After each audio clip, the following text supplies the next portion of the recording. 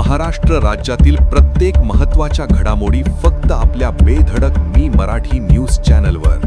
महाराष्ट्राचा बुलंद आवाज.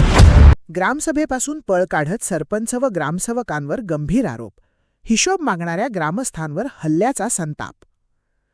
नंदुरबार जिल्ह्यात शहादा तालुक्यातील आडगाव ग्रामपंचायत प्रशासनाने तब्बल 3 वर्षांपासून ग्रामसभा न घेता लोकशाहीची पायमल्ली केल्याचा गंभीर आरोप आडगाव ग्रामस्थांनी केला आहे. ग्रामस्थांनी वारंवार मागणी करूनही सरपंच व ग्रामसेवक यांच्याकडून ग्रामसभा घेण्यास टाळाटाळ करण्यात आली असून अखेर हिशोब मागणाऱ्या नागरिकांवरच हल्ला झाल्याने गावात संतापाची लाट उसळली आहे. मिळालेल्या माहितीनुसार 26 जानेवारी रोजी ग्रामसभा घेण्याची ग्रामस्थांनी जोरदार मागणी केली होती. मात्र उद्या घेऊ, परवा घेऊ अशी कारणे देत ग्रामसभा टाळण्यात आली. त्यानंतर 1 मे रोजी ग्रामसभा घेण्याची मागणी करण्यात आली असता पुन्हा टाळाटाळ करून अखेर 4 मे रोजी ग्रामसभा घेण्यात आली. दरम्यान ग्रामसभेमध्ये ग्रामपंचायतीचा आर्थिक हिशोब व विकास कामांचा अहवाल सादर करण्याची मागणी ग्रामस्थांनी केली.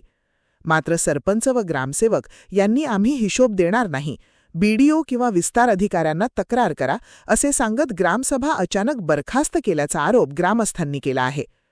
इतक्यावरच न थांबता 26 मे रोजी पुन्हा ग्रामसभा सुरू होण्यापूर्वीच प्रश्न विचारणाऱ्या व ग्रामपंचायतीचा अहवाल मागणाऱ्या नागरिकांवर हल्ला करण्यात आल्याचा गंभीर आरोप ग्रामस्थांनी केला आहे.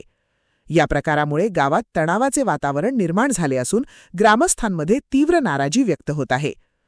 ग्रामसभेच्या दिवशी संबंधित अधिकारी उपस्थित न राहणे, ग्रामसभा व्यवस्थित पार पडू न देणे यासाठी पंचायत समिती शहादा प्रशासनाला जबाबदार धरले पाहिजे, असेही मत ग्रामस्थांनी व्यक्त केले आहे. तसेच ग्रामसेवक व सरपंच यांनी मोठ्या प्रमाणात भ्रष्टाचार केल्याचा गंभीर आरोप ग्रामस्थांनी केला आहे.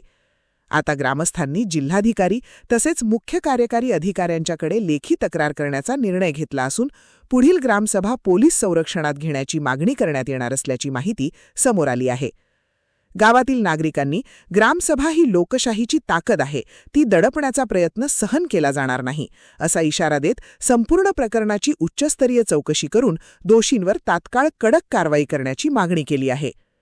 बेधडक मी मराठी ब्युरो रिपोर्ट, शहादा.